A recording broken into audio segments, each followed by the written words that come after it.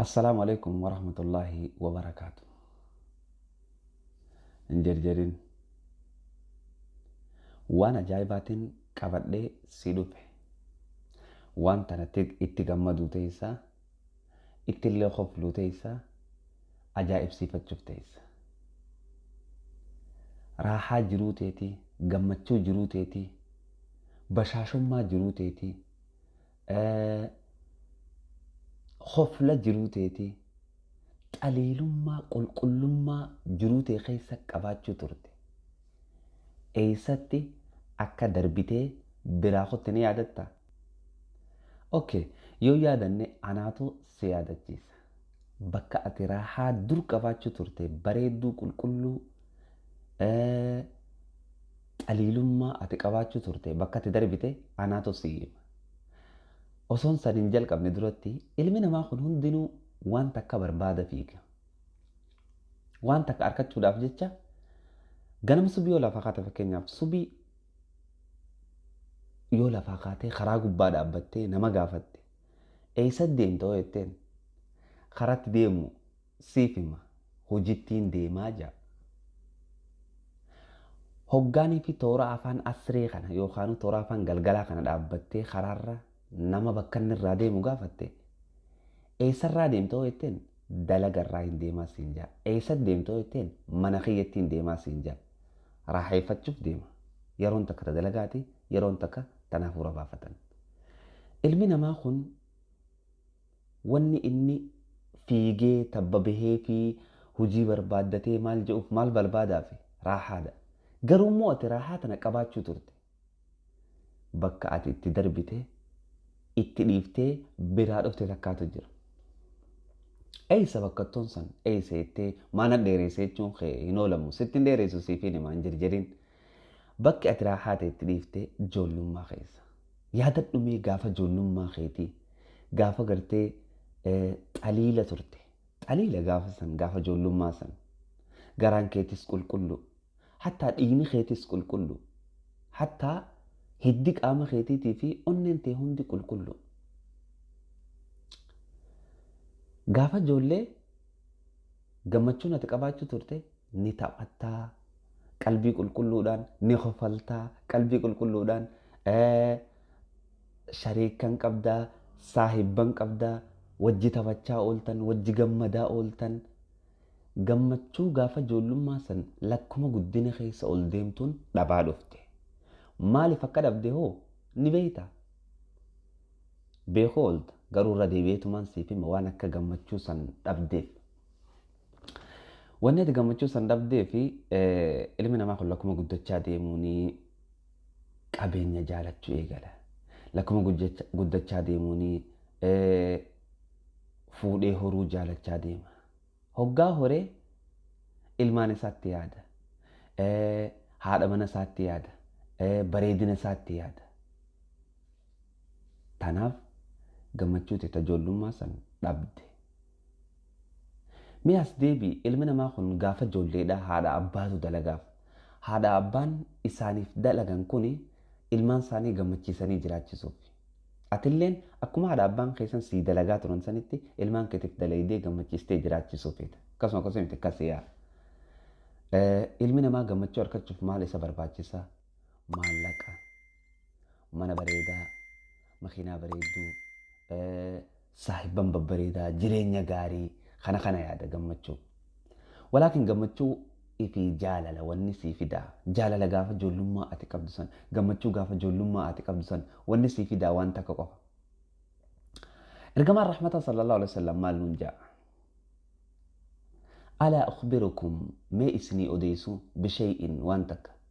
إذا فعلتموه هجوان سندليدا تحاببتم خول جالة ما المديرو واني وان تكجي يوان سندليدا خول جالة تنيفو جالة لا كقافة جو لما سنتو سيدي بيه مال واني تكتين ارقام ربي صلى الله عليه وسلم تنوجد سن افشوا السلام بينكم سلامتا جدو تيسن فجاسا أما اللي جالالتي سندي فتشوف جاير قمر ربي صلى الله عليه وسلم تهادوا تحاببتم هدية ولي خنا wal jaalattanii jira. Fakkeenyaaf ilmi namaa kun yoo ati firraa qoban qabne waan bareedduu takka bitee waan ati jaalatu takka bitee sii kanne qalbii tee keessaan bahu. Akkasuma akkasuma miti. Yaa qalbii tee keessaan bahu. Atis yoonii fi obboleessi kee akkasa kan gammachiiftu ta'e qalbii isaa keessaa abadan hin baatu. Jaalala dhugaatii qalbii isaa keessatti himtu. Namni maaliif wal jibba? Namni maaliif wal leessa? Namni maaliif wal waanya? Namni maaliif wal heestii walii godha? Wanni heestii walii godhuu fi fakkeenyaaf amma atiitu mana bareedaa tokkoo fi makiinaa gaarii tokkoo fi haadha manaa gaarii abbaa manaa gaarii argata. Wanni si waanyaniif waan san ammaaliifin hin arkatinidha. Waan san ammaaliifin hin arkatinidha. Akkamitti osoo nan hin arkatin inni arkataadha. Heestiin ilma namaa kana guddinarraa gad deebifte karaa ijoollummaatti. Ijoollummaa hoggaa jennu sammuu xiqqoo isa gooti. Kanaafuu ati matuma keetti irraa hin si eegala. Yoonii fi namni waa harkatti ni gammaddaa? Ni gammaddaa. Gammaduu malta yaa. Yoonii fi namni rakkate immoo ni gadditaa? Gadduu malta yaa ni gaddita. Kanaafuu qalbiin ta'e qulqulluudha. Wanni takkittiin ati qalbii ta'e irratti idaatu salaamtaa jidduu teessan faca. Fakkeenyaaf amma nama tokko kan karaa deemu assalaamu alaykum wa rahmatullahi wa barakaatu yoo kan jettuun taate akka mindaattis 30 qabda. Ajrii 30 qabda. Akka mindaattis deebi'i gurbaa sanii fi si jidduus jaalalaa uumama. Akkamitti yoo kanaan jettu taate gurbaa kanarratti ati maal jechaa jirta? Assalaamu alaykum wa rahmatullahi wa barakaatu. Aboo nagayni rabbii isinirratti haa ta'u. Barakaa fi gartee gaggaariin hundis irratti haa taatu jetteen. Nama kana hoggaati kana jetteen namni kun ni gammada. Gammachuu takkaatu isa dhaga'ama, raaxaa takkaatu isa dhaga'ama. Si galee tanaafuu gurbaan kun khayrii naa yaadaa jaa. Ammallee ergamaan rabbii sallallahu alaihi wasallam maal jaa? Hadiisa ajaa'ibaati kun. Hadiisa kanarratti wanni hundi hidhaadha. Amanuu keetii fi amanuu dhabuu keetiis hadiisa kanarrattiif beeyta. Allah maal jaa Qur'aana keessatti yaa ayyuhalladhiina aamanuu aaminuu. Ammallee maal jaa yaa ayyuhalladhiina aamanuu yaa ayyuhalladhiina aamanuu yaa warroo warra rabbitti amantan amana. Hay amantee jirtaa maaliif amani isin jaa jechuun keessa gabbuu isin jechu jira Rabbiin subhaanahu wa ta'ala. Ammallee Rabbiin subhaanahu wa ta'ala ayata biraa keessatti maal jaa yaa ayyuhalladhiina aamanuu udkhuluu fi silmi kaaffaa. Yaa warroo warra rabbitti amantan amantii islaamaa tana guututti seenaa. Amantii islaamaa wanni guutu seenuu nama dhoorgaa maali? Hiqdii fi histii fi waanyoodha. Histiin tun ergamaan rabbii sallallahu alaihi wasallam khayriidha nyaatti. Akka gartee ibiddi qoraan nyaatutti. Histii walii godhuun khayriidha nyaatti akka ibiddi qoraan nyaatutti. Ammallee hadiisa ergamaa rabbii sallallahu alaihi wasallam bareedaa tokkoon sii hima. Khaatis itti gammadu teessu, ka keessatti akka daawwititti ilaalu teessu. Hadiisa kami laa yu'minu ahadukum. Laa yu'minu ahadukum. Tokkoon keessan hin amanu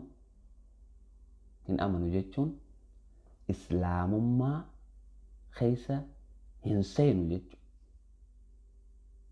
لا يؤمن أحدكم تكون خيسانين أمنوا حتى هنجا يحب جالته لأخيه أو بليس ساتين ما يحب وان جالته لنفسه لبو ساتين. إذن أمنتين إسلامات واني سنتين ما قد جالة لقداتك يوفكين يا فاتم خاتي وان غاريتك أو بليس خيتين جالته أو بليس خيسان سلعة إسان جالتف إنني سبروسين جالتا جاللا وما دمتي جامنتين إسلاما جدو المانا ما خانتي تنافو جاللا قافة جلو ما بريدو كل سنديب سوداف مالي خرا منتي تسديبو نمني وقا منتي رافا قاتي قافة در قافة دلين سراتين كتابا مني قافة كل قافة جلو ما سن قلبين تي كل دا لكمو الخاتون دلين تون قلبي تيجو قالتي حتى أنا ما فقمدو لأبون سر لفتيجو yoo namaaf gammadde qalbiin tee qulqulluudha ammallee hadiisa kana irratti ida'ii daranuu qalbii tee qulqulleessee jechuudha. Si galee qalbii tee qulqulleessuuf as deebi'uu qabda. Hadiisa kana qalbii lubbuu teetitti himuu qabda.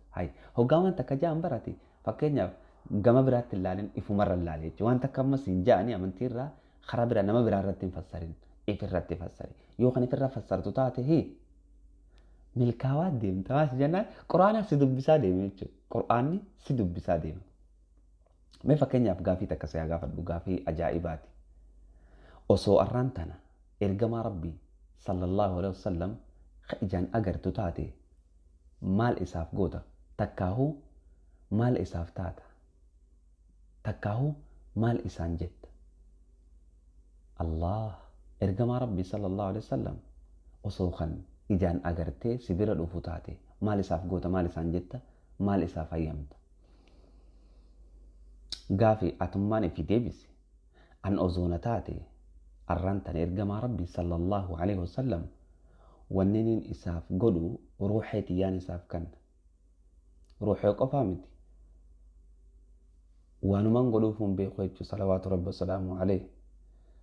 Ati immoo anis isiinis inninis hundi keenyaahu osoo ergamaan Rabbii dhufe sallallahu alaihi wasallam waan gaarii akka goonuuf nin beeka. Atis waan gaarii akka gootuuf, inninis waan gaarii akka godhuuf, anis waan gaarii akka godhuuf.